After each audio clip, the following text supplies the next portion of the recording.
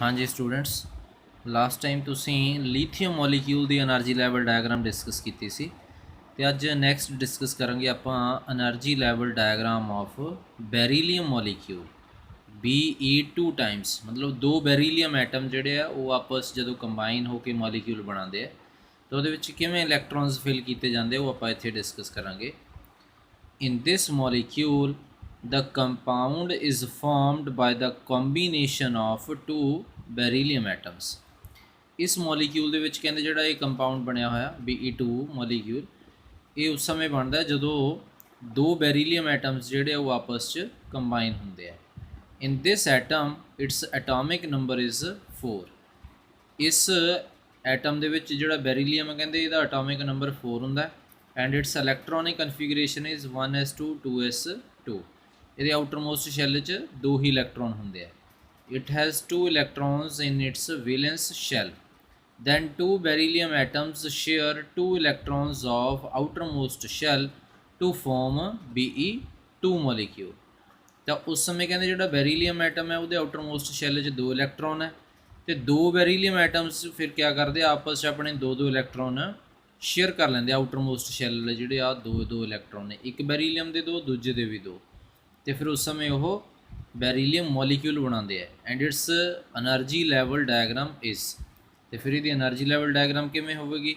ਉਸੇ ਤਰ੍ਹਾਂ ਹੀ ਬਣਾਉਣੀ ਹੈ ਜਿਵੇਂ ਤੁਸੀਂ ਪਹਿਲਾਂ ਬਣਾਈ ਹੈ ਪਿਛਲੀ ਵੀਡੀਓ ਦੇ ਵਿੱਚ ਕਿ ਇੱਥੇ ਸਾਡੇ ਕੋਲ 2s ਔਰਬਿਟਲ ਹੈ ਤੇ ਦੂਜੇ ਪਾਸੇ ਵੀ 2s ਔਰਬਿਟਲ ਜਿਹੜਾ ਹੈ ਉਹ ਬਣਿਆ ਹੋਇਆ ਇੱਥੇ, ਇੱਧਰ ਵੀ 2s ਤੇ ਇੱਥੇ ਸਿਗਮਾ 2s, ਇੱਥੇ ਸਿਗਮਾ ਸਟਾਰ 2s।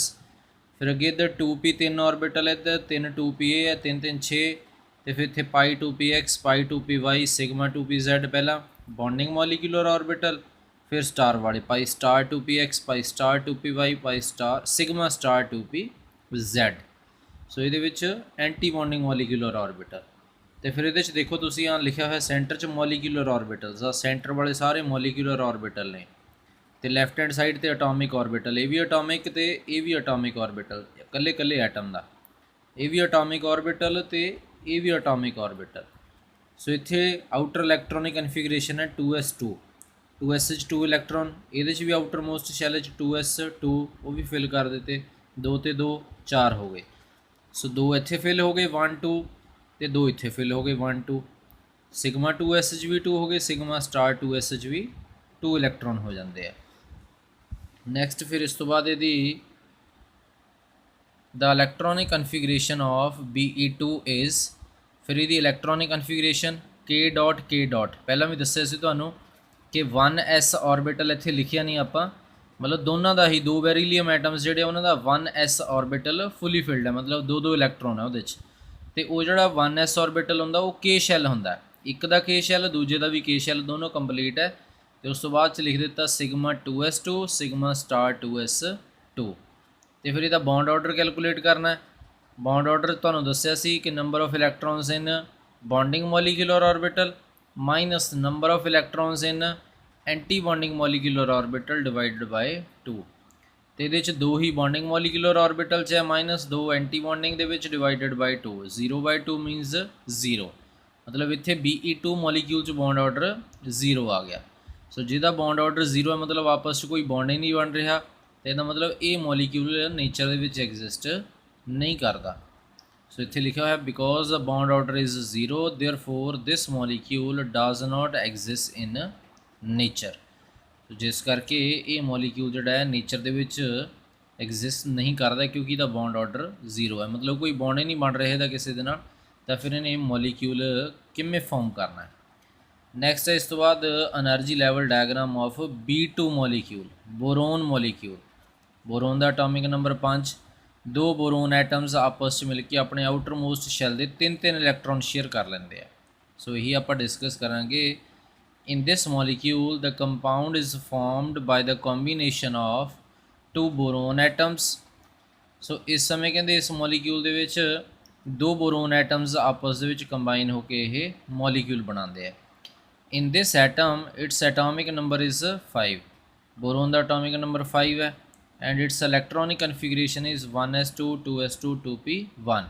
ਹੁਣ ਸੇਮ ਸਬ ਸ਼ੈਲ ਦੇ ਵਿੱਚ 3 ਇਲੈਕਟ੍ਰੋਨ ਹੋ ਗਏ, it has 3 electrons in its valence shell. Then 2 boron atoms share 3 electrons of outermost shell to form, इत्थे off नहीं आना, 2 आना, to form B2 molecule।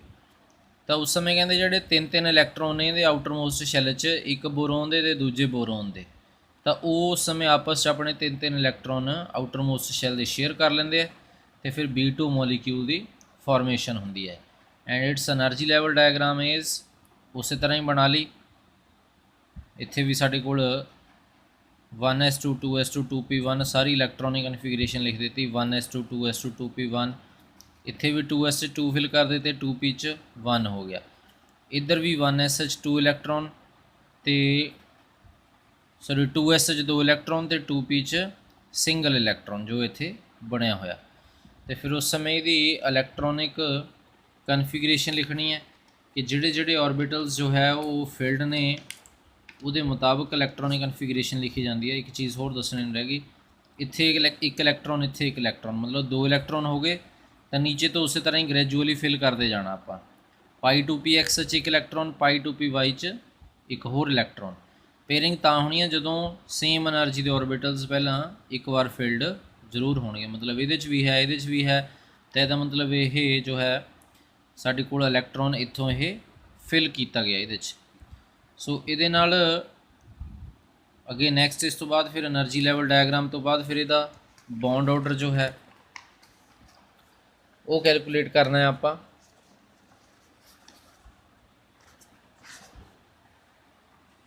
The electronic configuration of B2 is, sorry, electronic configuration ਇੱਥੇ word ਗਲਤ ਲਿਖ ਦਿੱਤਾ, bond order of, ਇੱਥੇ BO ਕਰ ਲਿਆ ਉਹਨੂੰ, bond order,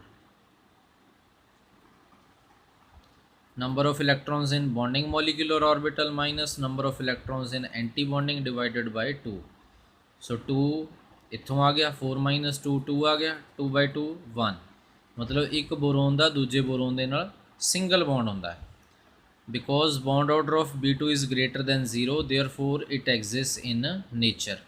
because there is a singly filled electron it has paramagnetic nature। ਕਿਉਂਕਿ ਤੁਸੀਂ ਦੇਖਿਆ ਕਿ 2 ਇਲੈਕਟ੍ਰੋਨ ਸਿੰਗਲੀ ਫਿਲਡ ਹੈ ਇਹਦੇ 'ਚ, ਜਿਸ ਕਰਕੇ ਇਹਦਾ ਪੈਰਾਮੈਗਨੈਟਿਕ ਨੇਚਰ ਆਉਂਦਾ ਹੈ। ਅਤੇ ਇਹਦੀ ਇਲੈਕਟ੍ਰੋਨਿਕ ਕਨਫੀਗਰੇਸ਼ਨ ਵੀ ਮੈਂ ਇੱਥੇ ਲਿਖ ਦਿੰਦਾ, electronic configuration of B2 molecule. ਪਹਿਲਾਂ ਤਾਂ ਉਸੇ ਤਰ੍ਹਾਂ K ਸਬ ਸ਼ੈਲ ਫੁੱਲੀ ਫਿਲਡ ਹੈ, sigma 2s2 sigma star 2s2 π2px 1 π2py 1। सो ये electronic configuration. So without star वाले देख लो 2 3 4 इलैक्ट्रॉन ये हो गए, 4 माइनस स्टार वाले 2 तो आ गया 4 माइनस 2 डिवाइडेड बाय 2 कर दी आप। सो 2/2 1 आ गया बॉन्ड ऑर्डर। तो ये मॉलीक्यूल जो है वो पैरामैगनैटिक नेचर का भी होंदा है। सो अज दे लई तुहाडा इन्ने टॉपिक सही है। नैक्सट टॉपिक आपां तुहाडा नैक्सट वीडियो दे विच डिस्कस करांगे। Thank you.